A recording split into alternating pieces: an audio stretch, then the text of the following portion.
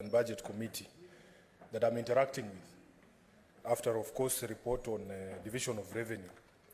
Mr. Speaker, I have had lamentations of some of the senators who have spoken before me about the inadequacy of the resources that we've been sending to the county governments. But the country needs to know that we as a Senate had an opportunity to increase the resources that Senator Perez, Tobacco, and Senator Essie. You can consult, yes, but not to disrupt the proceedings of the House. Yes, we as a Senate had an opportunity to increase the resources that go to our county governments. As I look at this schedule, as a Senator of Nairobi, I can see, of course, that Nairobi has the highest allocation of about 20 billion shillings annually. I know from my calculations, Mr. Speaker, that if this House had agreed with the earlier report of the Finance Committee and voted for 407 billion shillings to our counties, Nairobi would be hitting almost 22 billion shillings. So to hear lamentations from some of my colleagues who voted against 407 billion shillings, that just does not make sense for me. But Mr. Speaker, I want to point to page 5 of that report. This particular schedule is stated by the committee to serve two things. First, by compliance with Article 219 of the Constitution, which expressly provides that the county's share of revenue raised by the national government shall be transferred to the county governments without undue delay and without deduction. Mr. Speaker, if you look at the schedule itself, it's not just about the amount of money that each county is getting. If you look at the top of that column, the first column at the top there, Mr. Speaker, there is a date that is provided for when these counties can expect that this money is going to be in their accounts. Mr. Speaker, county money, the money that counties expect under devolution, is not a favor. It is not a favor. It is a constitutional right. We Kenyans ourselves decided that we were going to have two levels of government and that we were going to finance both levels of government.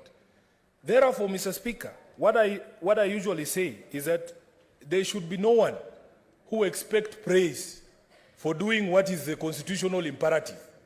If sending money to the counties is a constitutional imperative, do not expect us to praise you for sending money to the counties. If you are doing a constitutional imperative, that is not something you have a choice in. Mr. Speaker, I have heard people here praising some quotas for saying, oh, money has been released to the counties. That is your job. That is the job of the executive, to ensure that our counties are financed on time.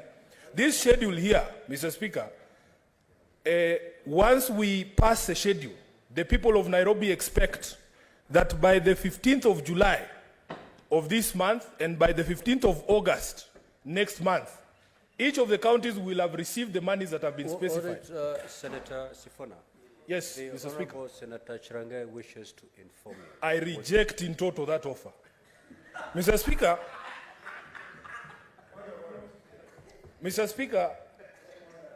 what is the point of order, Senator Boni? Mr. Speaker, you've heard severally. I'm rising on standing order number 105. The Senator for Nairobi speak to a misleading statement that the amount which was allocated in Dora bill, there was no increment. Mr. Speaker, the second falsehood is alleging here is that there's a delay in the disbursement of funds. And yet, Mr. Speaker, as late as last week, there was no single county with an arrears. In fact, last week, Mr. Speaker, 32 billion shillings was disbursed. Is he in order to mislead the House, knowing that Dora, that we passed here, raised the money from 370 billion to 385.3 billion, and that all the arrears that had been accumulated by the handshake BBI government was cleared? Is he in order? Senator Sifuna, kindly be factual in your comments. Mr. Speaker, it is a fact that the 15 billion shillings additional that is going to the counties was passed not by the Senate, but by the National Assembly. in the green bill that came before this House, that money had been allocated by the National Assembly. We as a Senate did not add a single shilling. Our own committee, Mr. Speaker, I must be heard in silence. This cannot continue. This cannot continue. Order, honorable senators. Order, honorable senators. If I hear the senator correctly, he said that the Senate did adopt the bill as it came from the National Assembly. Correct. And that is factual. Yes. That is factual, Mr. Speaker. Can I proceed?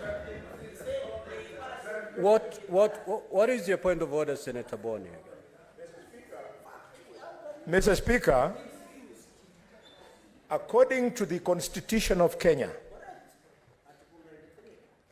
the DORA bill cannot be signed into law without the concurrence of the two houses. Mr. Speaker, is the Senator for Nairobi in order to mislead the country that by us agreeing with the National Assembly, we were failing in our responsibility, and yet we were meeting the constitutional threshold that expects that for DORA to become law, it should need the concurrence of the two houses, Mr. Speaker. Mr. Speaker, sir, in conclusion on this point of order, I'm tired and sick of new senators in this House giving the impression that we don't know what we are doing, we are not up to the task. We have worked, Mr. Speaker, and we want our constituents to appreciate us much. I don't earn a free salary. Senator Boni,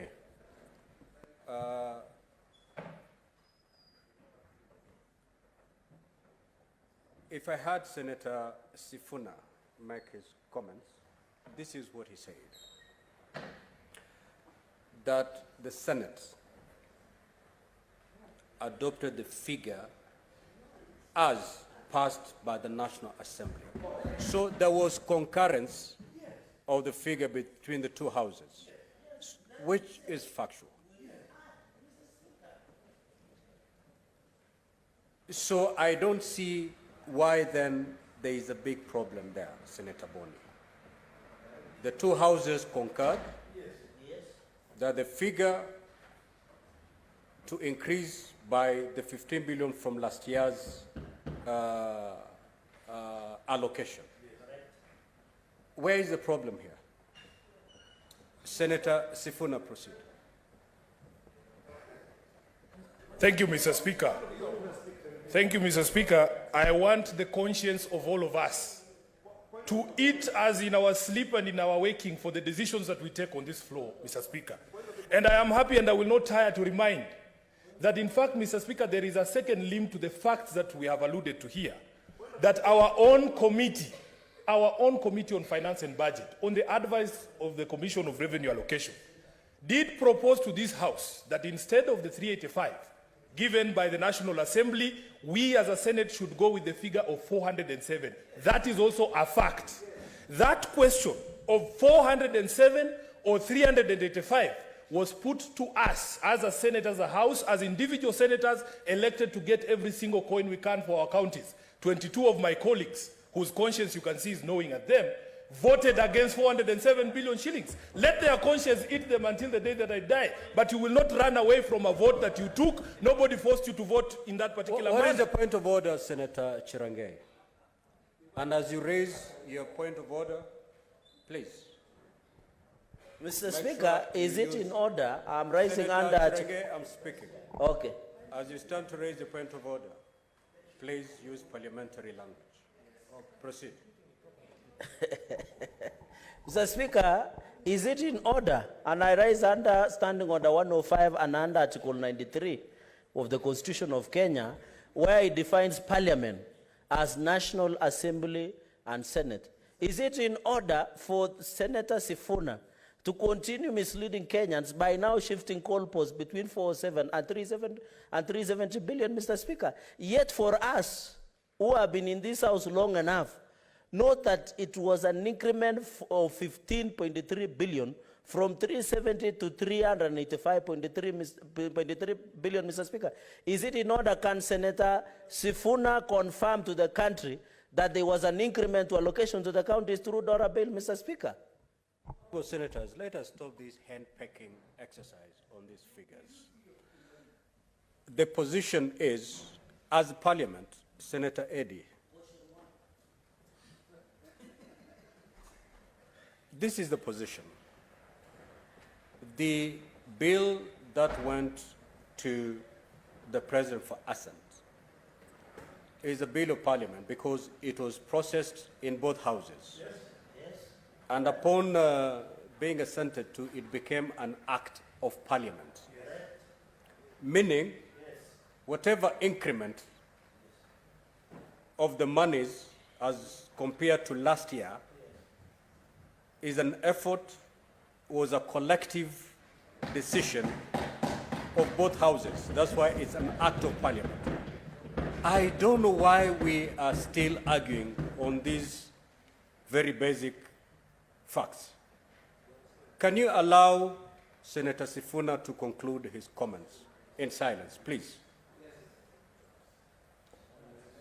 And Senator Sifuna, be guided by the chair's observation on that particular matter. I thank you, Mr. Speaker. What I know is that I am required to comply with the standing orders in my debate.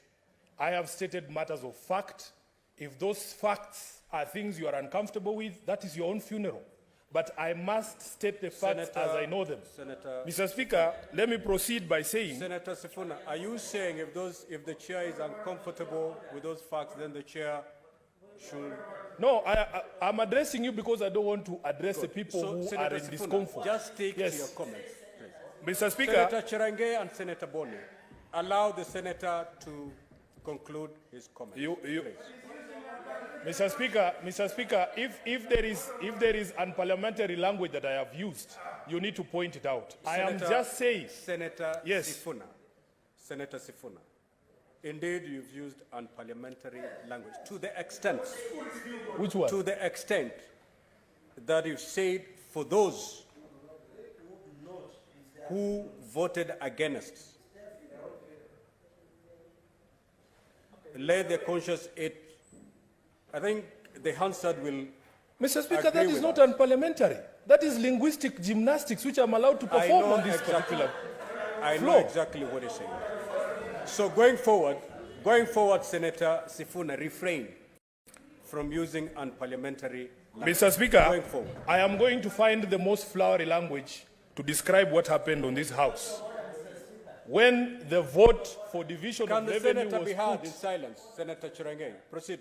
When the vote was put here, you had an option to vote yes, to agree with the committee, just like we have been asked under this particular... Mr. Speaker, can I please be heard in silence? Please. You've raised your concern. Senator Sifuna, our standing orders provide very clearly on how you should refer to your colleagues. You refer them as honorable senators. There are no people here, there are no guys here. We have honorable senators. I apologize for that, Mr. Speaker. I am going to look for the most flowery language to remind the distinguished senators on the majority side that your conscience will follow you and the decisions that you take on this floor are public. Mr. Speaker, we have another opportunity. There is another report of the Finance Committee here. I would actually not be surprised if people, again, take the decision that they took during the debate on the Division of Revenue Act. Mr. Speaker, I have just please. told you, Senator Sifuna, do not use the word people. Refer them to honorable senator. That is the requirement of the standing order. Mr. Speaker, How would you feel if your colleague refer you as... But I am people. I am people. Mr. Speaker, it is not offensive language. It is not offensive language to call people. Senator, order, Senator. Senator Sifuna, take your seat. Senator Sifuna, kindly take your seat. Senator Sifuna, you're not going to start a debate with the chair. You know exactly what amounts. It amounts to a disorderly conduct. And the consequences are very clear. You're a person, you're a people.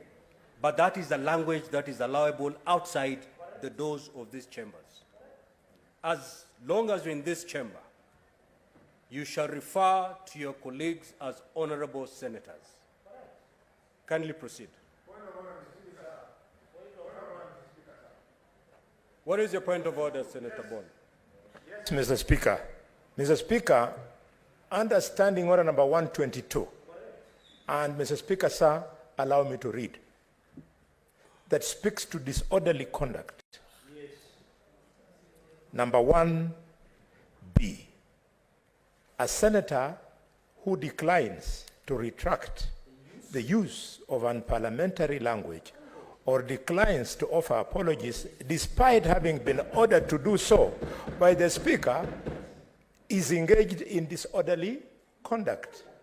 Mr. Speaker, I cannot be voted for by 300,000 people in Kakamega, and Mr. Speaker, I come here and be made a figure of the kind of picture that the Honorable Senator for Nairobi is painting.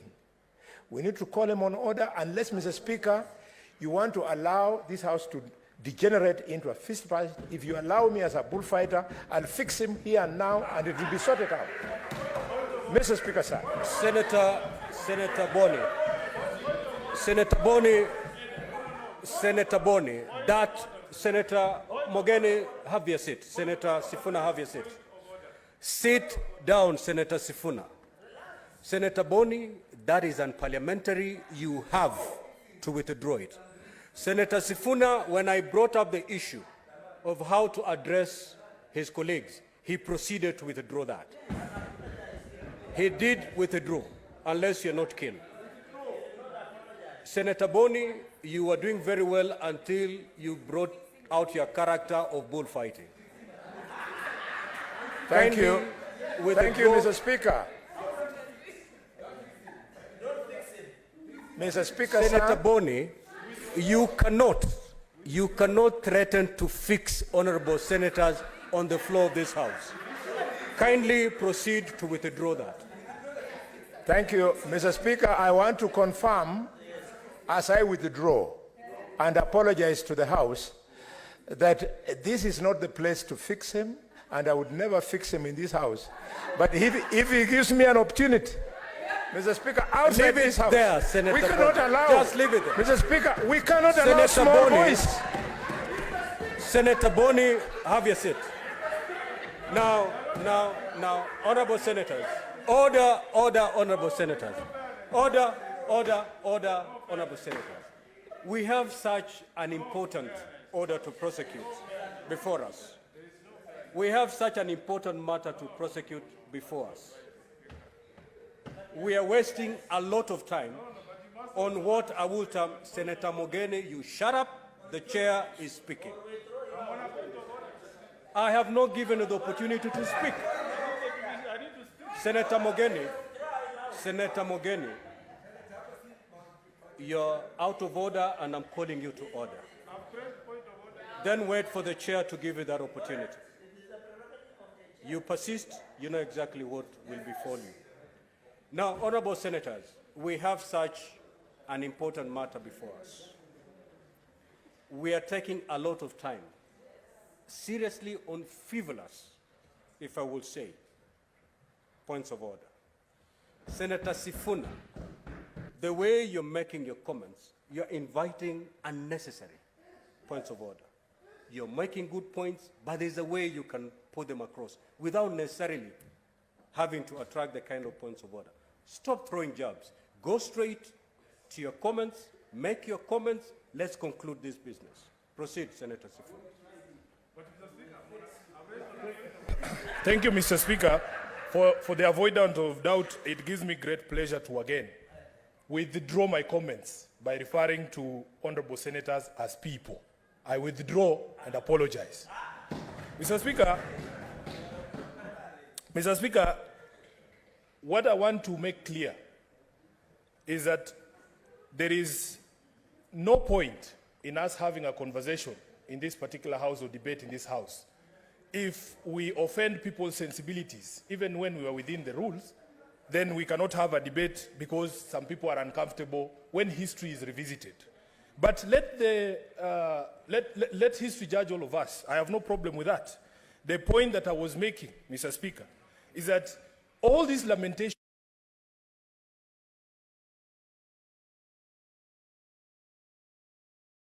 lack of drugs or services in your county, when you had an opportunity to better the lot of your county, but you chose other things. Mr. Speaker, let me repeat here that you should not expect plaudits. You should not be expecting that people will praise you or say you are a good man because you've done something that you are required to do anyway, something that you are paid to do anyway. It's like us or myself here expecting that the people of Nairobi will clap for me because I came to the chamber this afternoon. That is exactly what I was elected to do. We were elected here to fight for all the resources that we can get to come to our counties. And when we do the opposite, we should learn to live with the decisions that we take. Let's not run away from the decisions that we've taken, Mr. Speaker. Mr. Speaker, here in Nairobi, we have issues that need to be addressed. And I just want to touch on some of them. Just this financial year, last financial year, Nairobi County was opening its first ICU. The entire Nairobi County did not have ICU beds, Mr. Speaker. We need resources for us to expand the facilities at Mama Lucy. And I have spoken to the question of timely disbursement of resources. The schedule here has two components. It has an amount and it also has a date. It is our expectation going forward, because this is a concern that has been expressed even by the committee itself. If you look at page 6 of the report, that the delays in disbursement to counties negatively impact the operations and service delivery as well as priority funding. Our governor here has set upon an ambitious plan of feeding kids in school, and it is costing us as a county about 800 million shillings per year. And Mr. Speaker, that is just for a fraction of the school-going children, because this amount that he is using for this particular program is only for the kids in public schools. A large majority, a large proportion of the students in Nairobi are not in public schools. They are in what we call semi-formal schools. And we would want an opportunity that this program expands. In fact, there's people who've gone to court to say it is discriminatory for you to have such a program to benefit only people in public schools, yet a vast majority of the students are not in those particular schools. They are in non-formal schools. Mr. Speaker, we have county playgrounds here in Nairobi. We have a lot of talent. Just like I was saying earlier to you, I was at Moi Forces Academy this afternoon for the Kenya Primary Sports Association Games to determine the team that will represent Nairobi in the national games in Kisumu. There is a lot of talent in Nairobi, but we don't even have proper playing grounds. If you go to Camp Toyoyo, a pitch that was built a few years ago, it used to host all the games that were being played pale mtaani. But Mr. Speaker, if you look at the playing surface right now, it is in such bad shape that we need all the resources we can get for us to be able to provide proper facilities. The governor, out of the money that the county is receiving this particular year, has set aside about 500 million shillings for the refurbishment of City Stadium. And the shame of this country, I have seen people going around saying, we're going to bid to host African Cup of Nations. I don't know which year it is. You know for a fact you are lying to Kenyans. You don't have the facilities to do these things. If Kenyans elected truthful leaders who kept their word, we would be enjoying the 6th stadium that we were promised in 2013. But right now, we are just wallowing in this miasma, people lying to us that we're going to host continental games when every Kenyan knows it is not going to happen. Mr. Speaker, out of my experience in the Parliamentary Accounts Committee, Mr. Speaker. Senator Sifuna. Yes. Would you wish to be informed by... Absolutely never. Absolutely never. Mr. Speaker, one of the things we experienced in the Parliamentary Accounts Committee, when we had a conversation... What is the point of order, Senator Chiranyo? Mr. Speaker, I'm rising under Standing Order 101 and 105 because the senator, is it in order for Senator Sifuna to indicate that this country has never hosted a continental event, sports event.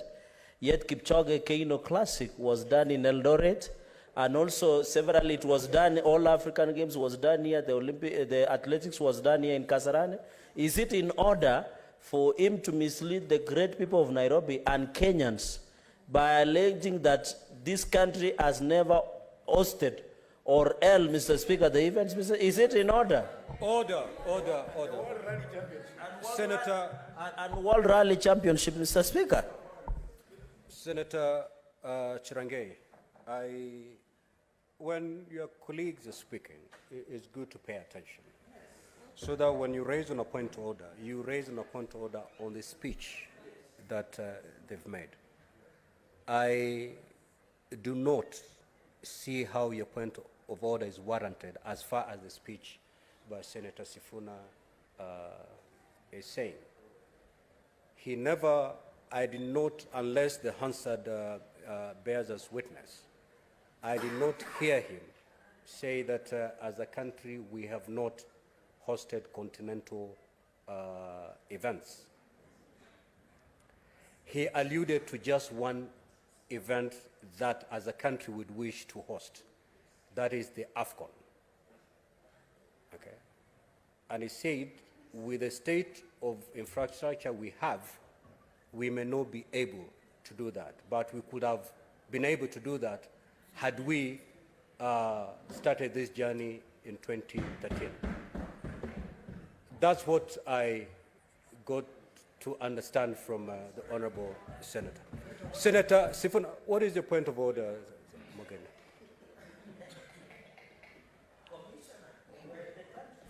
Mr. Speaker, Senator Cherage is one of my closest friends in this House. And he's a Senator Mogeni, he's a colleague. whom are you trying to call to order? He's a colleague whom I respect. Senator Mogeni, Yes. when you stand on a point of I'm order, rising whom are you trying to call to order? Because the senator on the floor is Senator Sifuna. Yes. I'm rising under standing order. Is that the senator you are calling to order? Yes.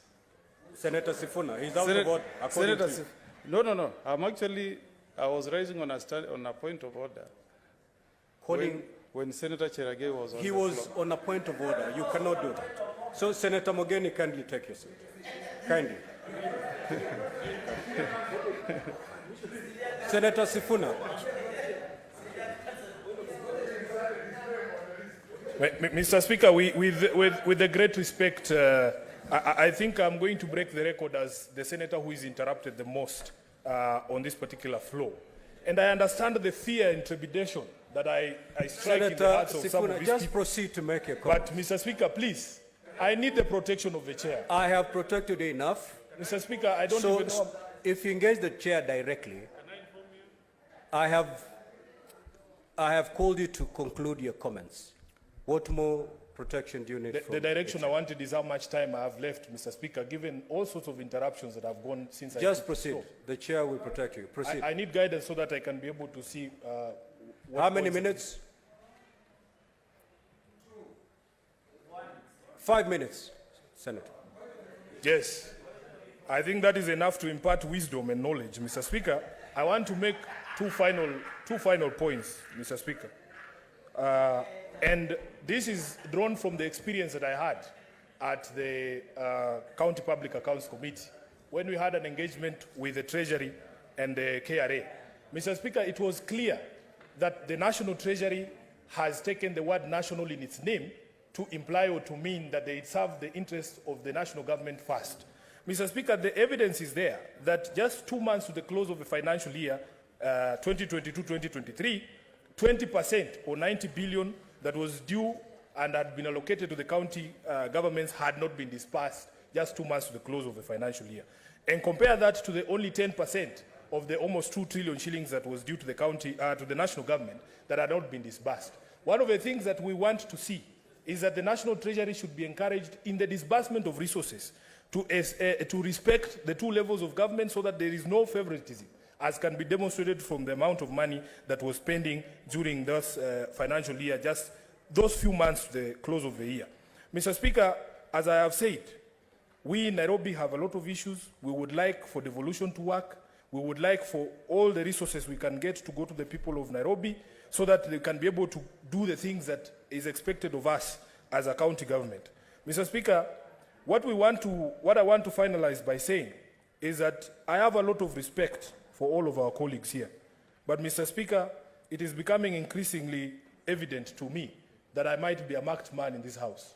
That, Mr. Speaker, every time that I stand up here, I have even had somebody who I know for a fact cannot beat me in a fair fight, challenging me to a fight, Mr. Senator Speaker. Sifuna. It is very unfair. Senator Sifuna. Yes.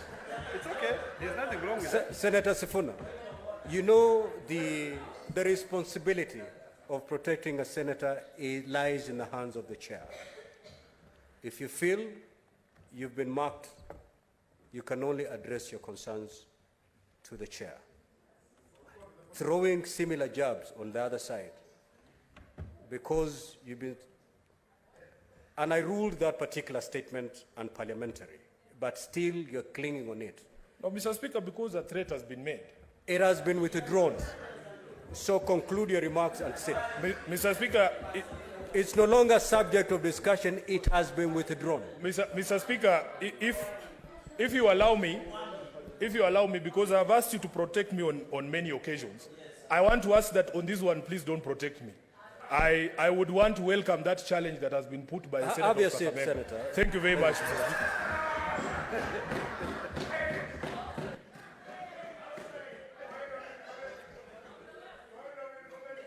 Speaker. Honorable Senators, Senator Sifuna.